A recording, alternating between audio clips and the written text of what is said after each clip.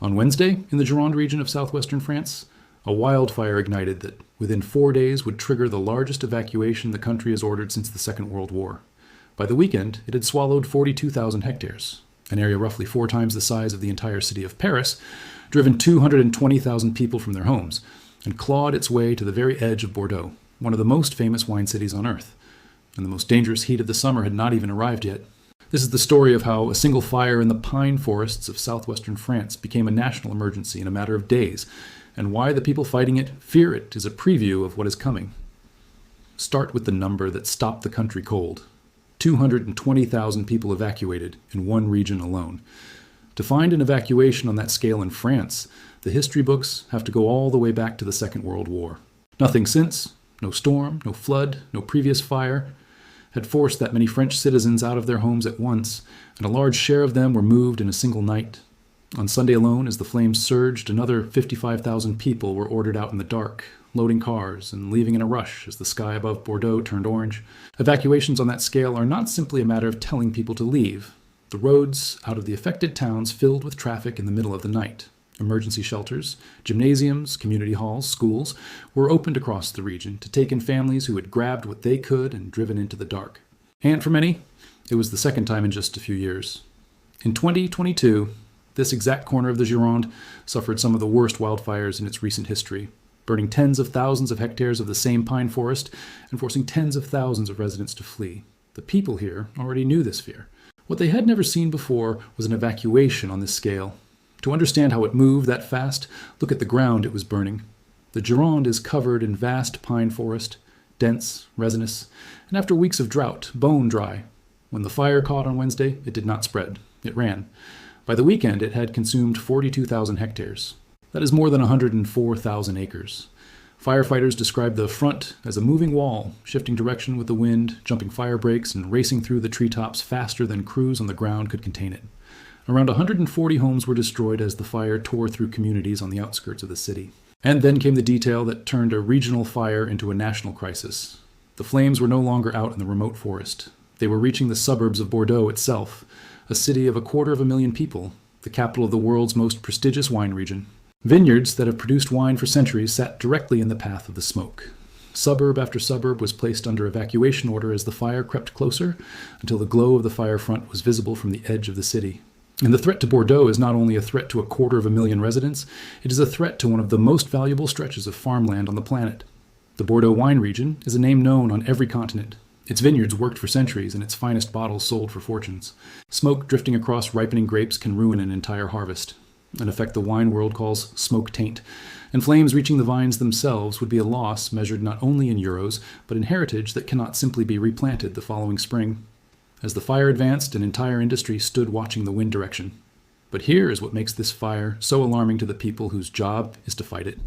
This was not a freak, isolated blaze. It was the worst flare-up in a year that has already shattered records. France's Interior Minister, Laurent Nuñez, laid out the scale on Sunday.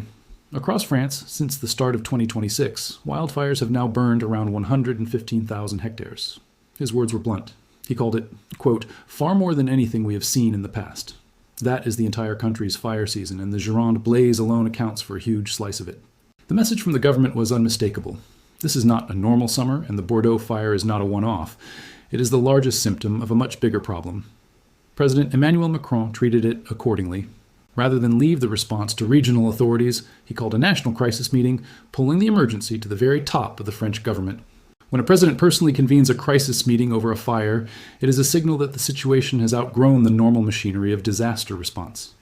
It put the blaze on the same footing a government reserves for the gravest national emergencies, a recognition that a wildfire in the summer of 2026 had become a threat to the country on that order of magnitude. Within hours, the fire outside Bordeaux stopped being a regional story. It became the lead story in the nation. So what was driving it? The answer sits over the whole of southern Europe right now, and it is the reason no one is confident the worst is over. This fire is burning in the middle of one of the most severe heat waves the continent has seen all year. Across the region, temperatures in some areas were forecast to climb toward 40 degrees Celsius. Weeks of drought had turned the forests and scrub into fuel, and strong, shifting winds were doing the rest, pushing the flames in unpredictable directions and undoing containment lines almost as fast as they were built. Heat, drought, wind, and fuel. Every ingredient a wildfire needs, all present at once at maximum strength. Against that combination, the firefighters could do only so much. Crews fight a fire like this on two fronts at the same time, attacking the flames directly wherever they can get close enough, and cutting fire breaks far ahead of the front, clearing strips of land in the hope the fire runs out of fuel before it reaches them. But a fire break only works if the wind cooperates, and this wind did not. Again and again, gusts hurled burning embers over the cleared ground and lit fresh fires on the far side, forcing exhausted crews to fall back and start over. In conditions this extreme, the honest truth is that firefighters do not so much stop a fire as try to steer it and wait for the weather itself to change. And the Gironde was only one front of a much larger emergency, because just across the border, Spain was burning too. When the fires in France and Spain are counted together, the number of people forced to flee climbs past 300,000. In the Spanish town of Manises, near Valencia, one man was killed, the first death recorded in the Spanish blazes. Two neighboring countries, hit by the same heat, the same drought, the same wind, fighting the same fight at the same time. Their combined evacuation now larger than the population of many European cities. Spain had been battling its own blazes for days, with fires flaring across multiple regions as the same dome of hot air sat locked over the peninsula. And behind both France and Spain stood Portugal, scorched by the very same sun. And the fires, as terrible as they are not even the deadliest part of this heat. Across Portugal and Spain, more than 1,000 deaths have now been attributed to the heat itself. Not the flames, the temperature. Heat waves are a quieter killer than a wall of fire.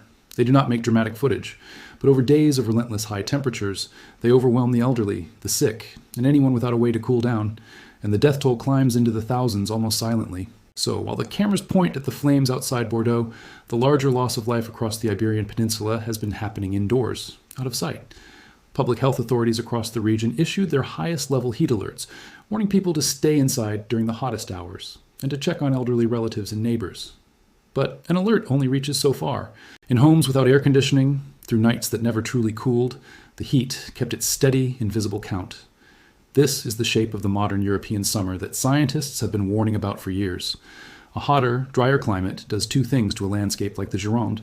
First, it dries out the vegetation, turning healthy forest into ready fuel. Second, it stretches the fire season longer and pushes the extremes higher, so that a spark that might once have caused a manageable blaze now produces a firestorm that outruns the people trying to stop it. The forests of southwestern France are not new. What has changed is the atmosphere around them. A fire that burns 4 times the area of Paris and forces the biggest evacuation since a world war is not on its own proof of anything. But it lands in a year that has already broken the country's fire records, during a heat wave that has already killed more than 1,000 people next door. Taken together, that is the pattern, not the exception. For the emergency services, that pattern carries a hard practical meaning. A fire season that burns more land, more often, and more fiercely stretches firefighting resources to their absolute limit. The aircraft, the crews, the water bombers, the budgets. At the exact moment, several regions and several countries all need them at the same time. When France, Spain, and Portugal are burning in the same week, there is no neighbor left with spare capacity to send.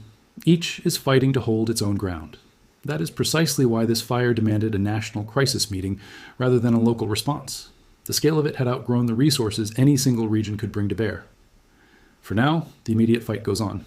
Firefighters are still working around the clock against a front that keeps shifting with the wind. The 220,000 evacuated wait to learn whether their homes are still standing. And forecasters are watching the thermometer, because with temperatures still climbing toward 40 degrees, every additional degree makes the fire harder to hold and the containment lines easier to lose.